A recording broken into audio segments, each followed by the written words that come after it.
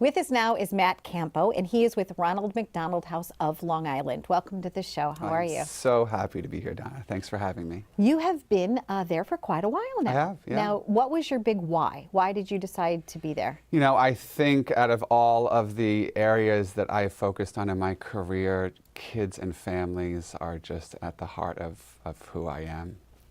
And so now the Ronald McDonald House of Long Island has grown exponentially. What's been happening there? Can you tell us a little bit about the history and where we are today? Sure. So we have certainly been in growth mode for what feels like the last 6 or 7 years. We have really been focusing on serving families in the midst of a medical crisis. What does that mean? That means we're really paying attention to all of the non-clinical needs that a family is going through while that child is in the hospital or being treated at the hospital. So growing-wise, we have been maintaining our 42-bedroom facility in New Hyde Park next to Cohen Children's Medical Center.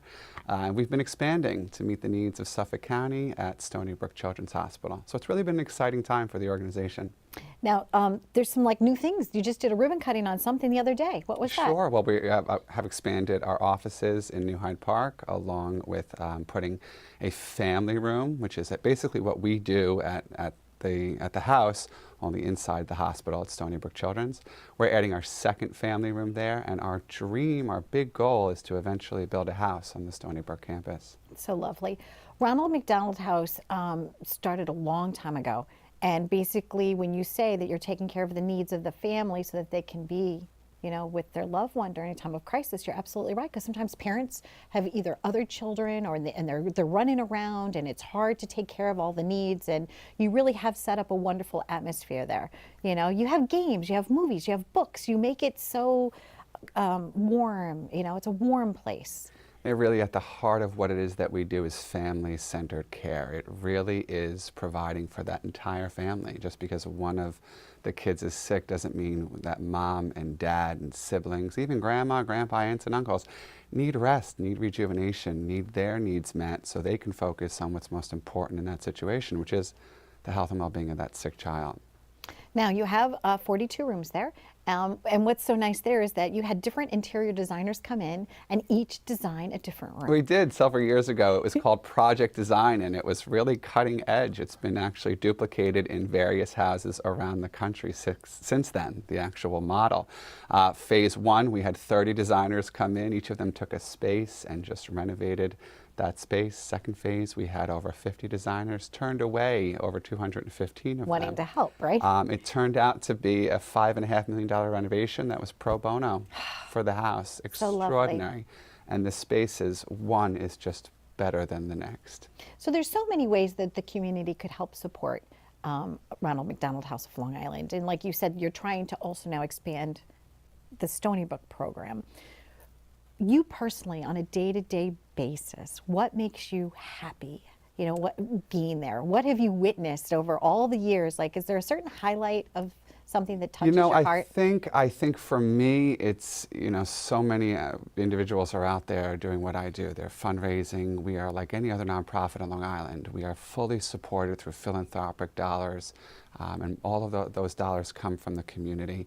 And I'm out there with my staff. We're out there creating awareness. We're out there fundraising. But at the end of the day, I get to come back to the house and I get to see our families and see what it is that we're out there raising money for and see what it is that we're doing every day. Outcomes.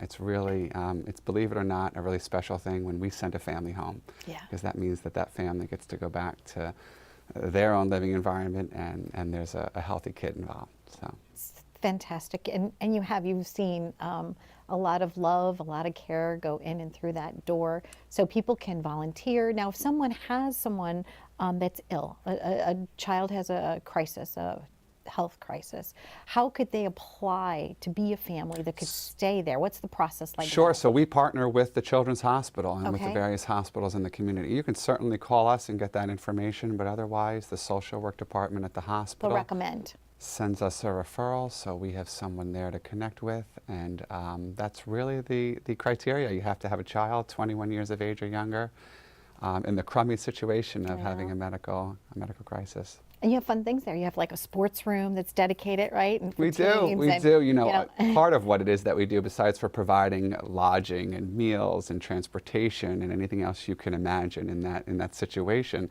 part of what we provide sometimes is just a little bit of a distraction. Families spend all day in the hospital with needles and beeping machines and white walls. They get to come to the house, they get to rest and relax, and perhaps what we hope is they forget about it for a while. you even have a place of like Zen. There's like a Zen spot Yeah, there too. It's yeah. great. I really welcomed you, and I wanted you to just spend a little time with us so that I could help you bring about awareness. So I Ronald so McDonald appreciate House that. on Long Island. You're welcome, Matt. So please stay tuned for more on Live It Up. They're great people doing wonderful things. You could make a difference, and just follow their website. Thanks for tuning in.